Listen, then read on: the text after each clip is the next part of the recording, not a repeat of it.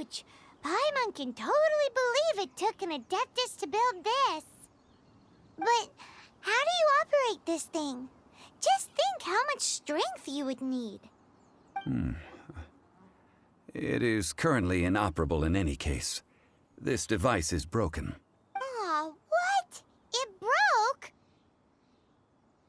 After millennia of wear and tear, even Adepti contraptions are difficult to maintain. So what are we gonna do? Quick, Mr. Zhongli, use your unlimited high society knowledge powers! You almost make it sound like I'm some sort of bourgeois parasite whose only utility lies in providing quaint pieces of trivia on demand.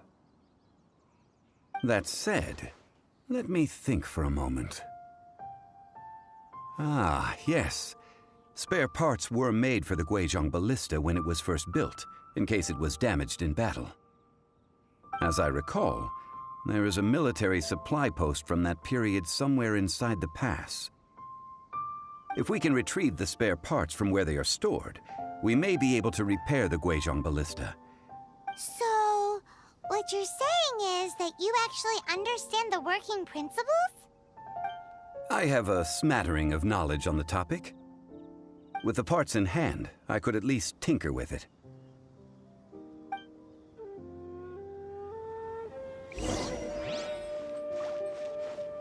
Where is that supply post? Here, post...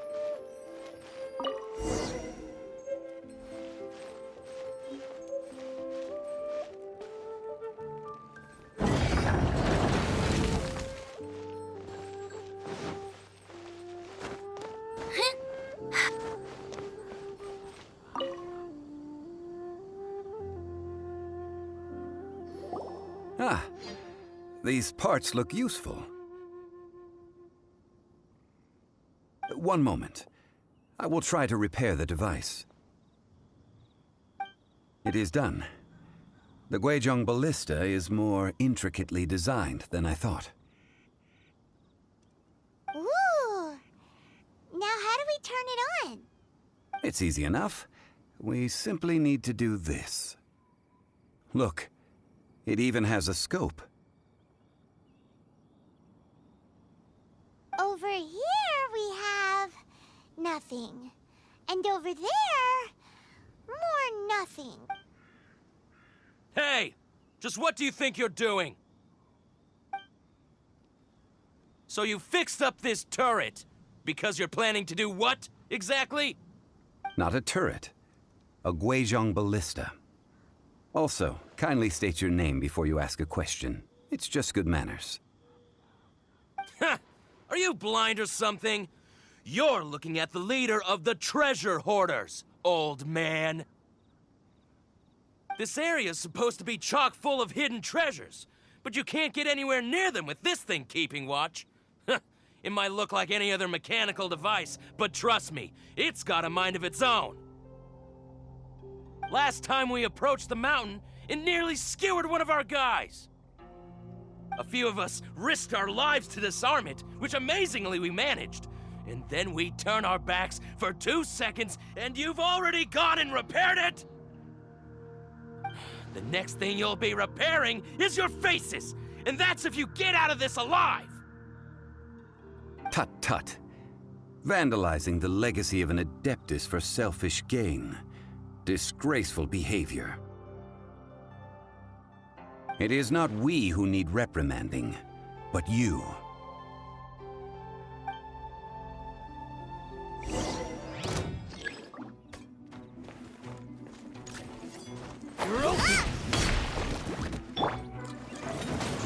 Keep that! Leave it all to me, as a good knight should.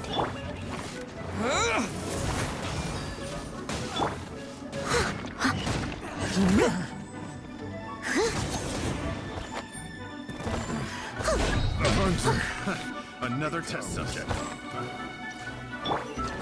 Nice and spicy.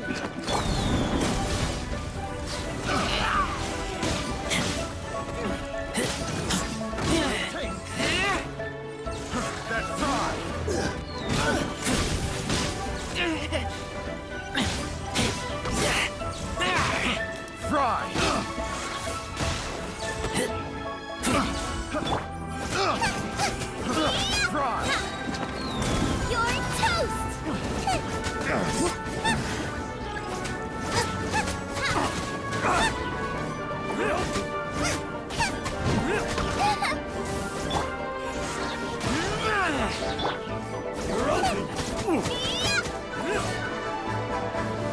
Out of the frying pan, Keep back!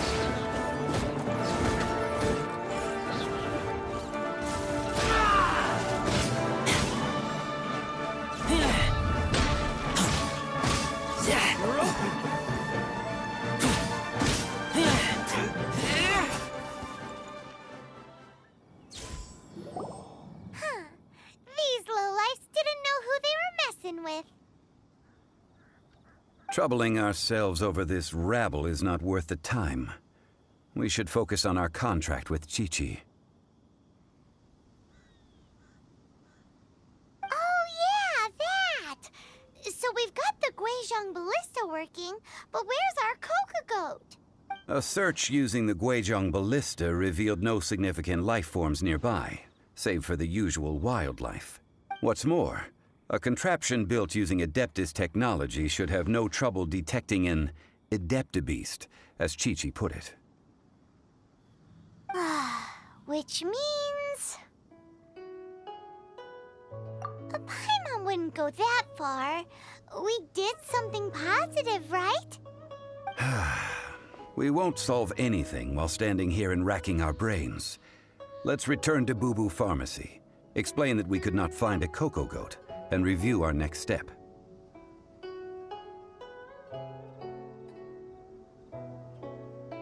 Good idea. We did our best, and that's what counts.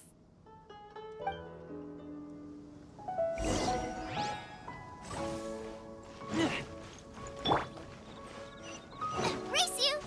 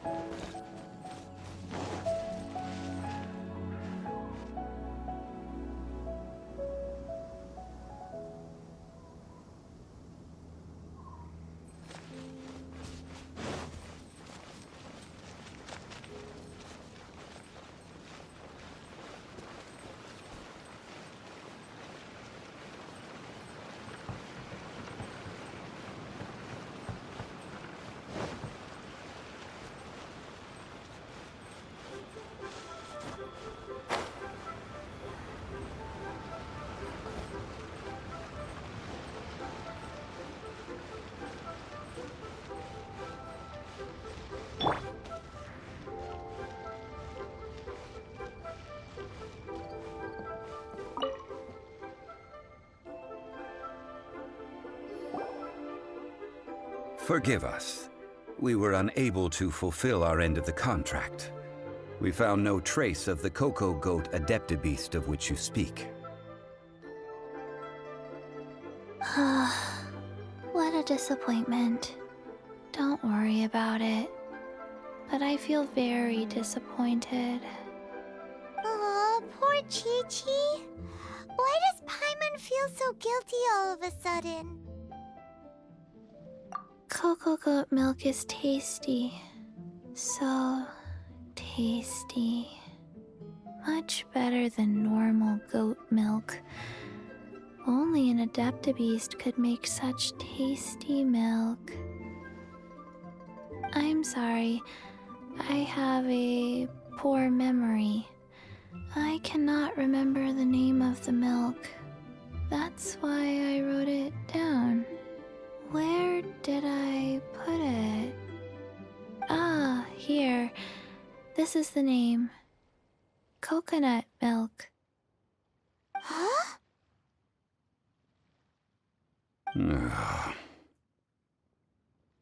I owe you both an apology. I hastily agreed to what appeared to be an equitable agreement with this zombie child, when perhaps I should have undertaken further due diligence. Never mind, Zhongli. You didn't know. As the Liyue proverb goes, all things are random and, so how are you supposed to predict anything? Literally no one could have seen this coming. Excuse me, everyone. Did Chi-Chi say a bad thing? Oh, sorry, but Paimon's gonna leave the job of shattering this poor kiddo's world to you.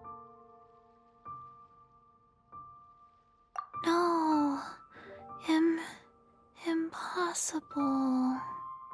Seems Chi-Chi took this pretty hard.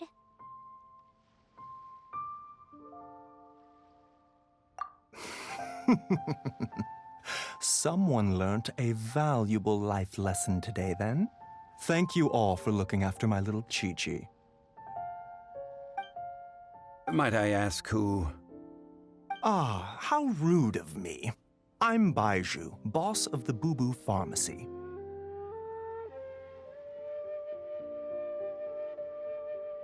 Paimon thought Chi-Chi was the boss.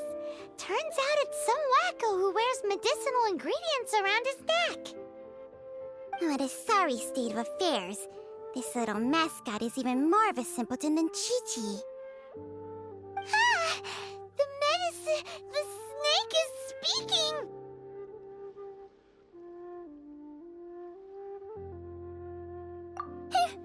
I prefer to stay silent, but faced with strangers, I must speak, lest you mistake me for an escapee from the medicine cabinet, for I am a living, breathing serpent! Don't mind Chung Sheng. She's a good girl, really. As for you three, communal chaos causing with Chi-Chi aside, what business brings you here? Do you sell everlasting incense in this fine establishment? Everlasting incense? Why, of course we do. Whew, at last! Things are finally starting to come together. 3 million Mora. Top quality. Guaranteed. Aw, too bad the Chising have taken it over for now. Security will be tighter than usual. 3 million. An innocuous number in and of itself, though practically speaking, it could be a hard sum to come by. It's a crazy number. We'd never be able to make that much Mora. And as for Mr. Zhongli, he's around 3 million short. This is correct. What are we gonna do? Is this the part where we go crawling back to child?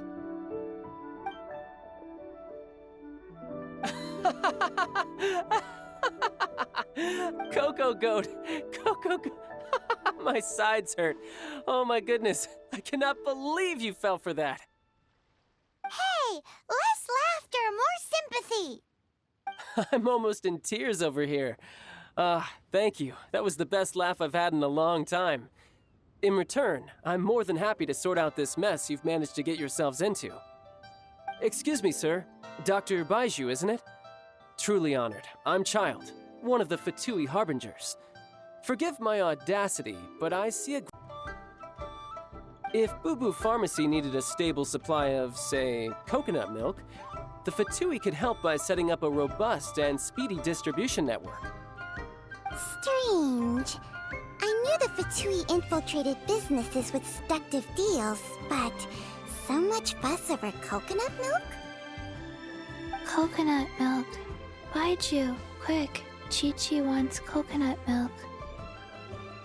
Ah, yes, of course, Chi-Chi. Anything you want. Thank you, Child. I look forward to a successful collaboration in the future. I can give you a discount on that everlasting incense, too. Let's say 2,990,000 Mora.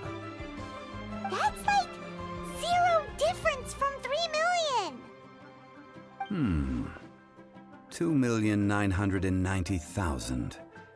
Also an innocuous number in and of itself, though practically speaking, it is a whole 10,000 less than the original sum of 3 million. Well, now that this is settled, we must head back to Yujing Terrace. Mr. Child, Dr. Baiju, little Miss Chi-Chi, see you soon.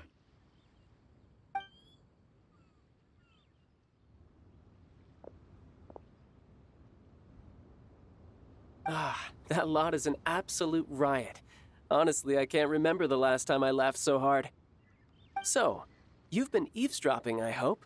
What have I missed? Yes, Master Child. They spoke of the Qixing taking the Golden House. Well, well, well. Ningguang and her Qixing cronies. What else would they be hiding in the Golden House, if not the Exuvia? I apologize, but I warned you, didn't I?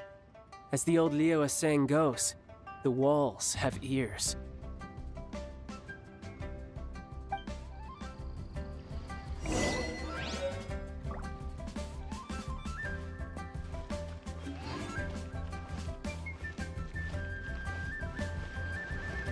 But I don't want to.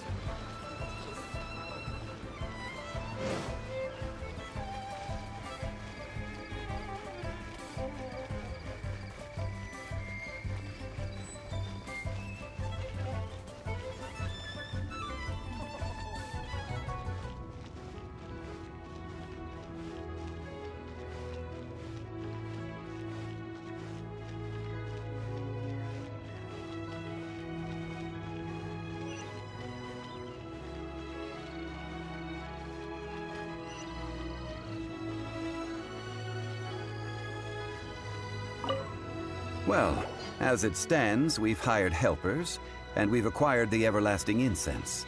The completion of our preparations is not far off. Whew, finally! Well, traveler, have you gained anything from our adventure so far? Odd.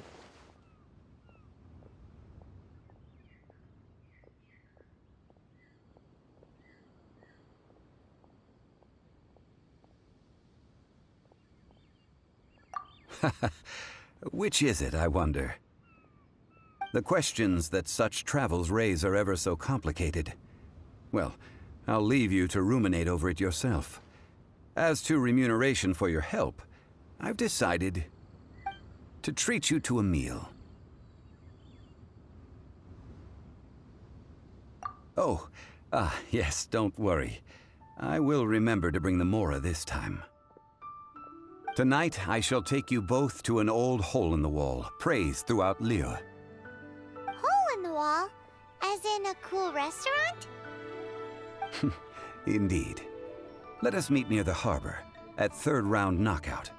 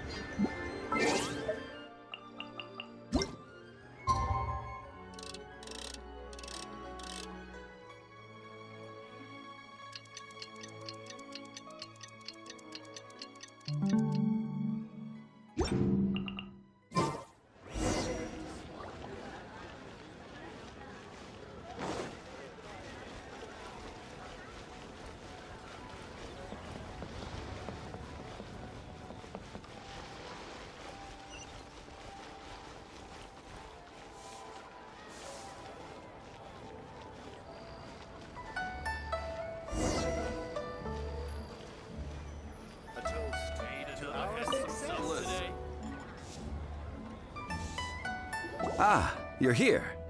There's no need to order. I've already done so. Third round knockout is not for lightweights, like those taverns in Mondstadt.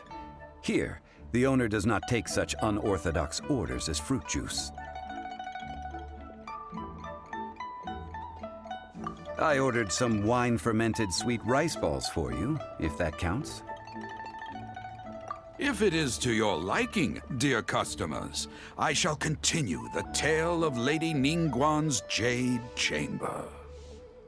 Hey, there's even a storyteller here! Great atmosphere! Besides fine wine, the excellent ambiance is the reason why this place is so well loved. But when I say ambiance, I refer to a different sort from the one the Tevat travel guide uses to judge other establishments. As you all know, high above the land of Liyue lies a pavilion in the clouds, a palace in the mist. What does it mean to have all-seeing eyes? This, my friends, Lady Ningguang's masterwork that bridges earth and sky.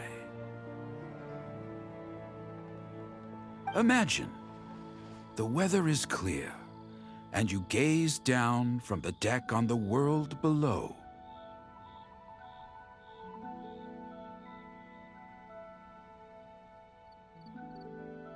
Behold, the glorious sights of Liyue Harbor, stretching out far and wide.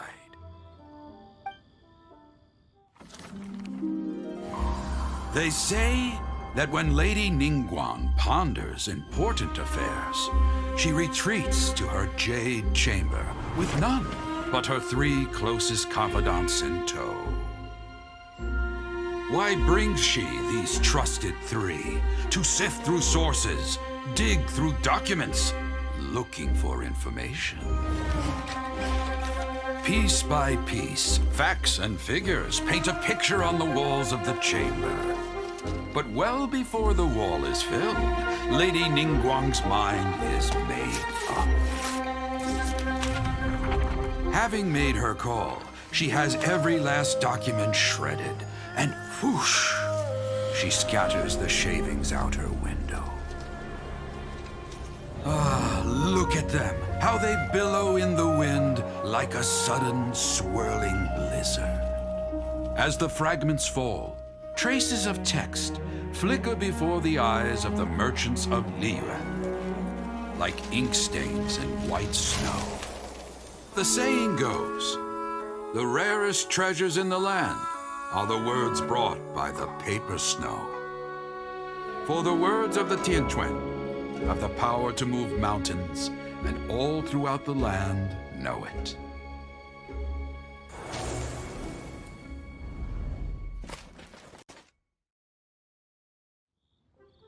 These are but scraps of paper, and yet they guide Lady Ningguang's hand. Such is their value.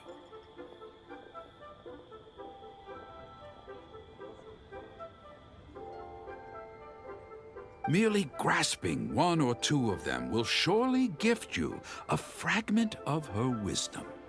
Tianquan Ningguang. Feels like we're hearing this name a lot.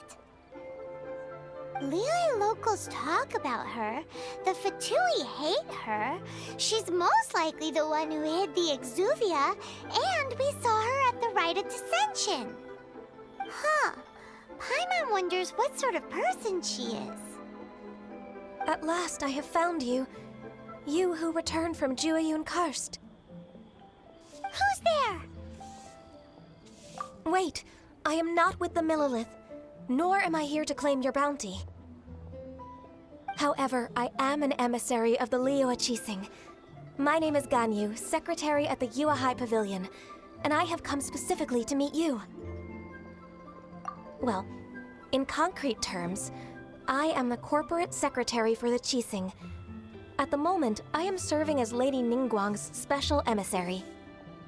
Ningguang sent you? We were literally just talking about her. My apologies, you who have returned from Jueyun Karst. I am duty-bound and cannot extend my courtesy to you in full. But I have with me a letter from Lady Ningguang. She extends a formal invitation to you in her capacity as Tianquan. She invites you to her palace in the sky. An official invitation? Lady Ningguang said this. Invite him to come here. I wish to meet him. At the Jade Chamber, together we shall snip every one of these entwining dark threads.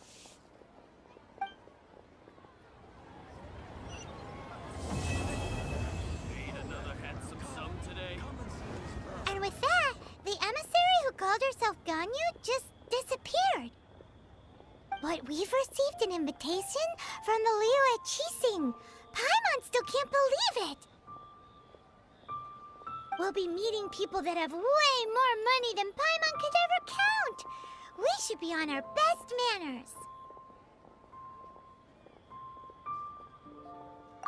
manners. An invitation to visit the Jade Chamber is a rare honor indeed. You'd best be on your way now. But don't forget about the rite of parting. Once you've finished at the Jade Chamber, meet me at Dihua Marsh. Don't worry, we won't forget. Dihua Marsh. We'll see you there.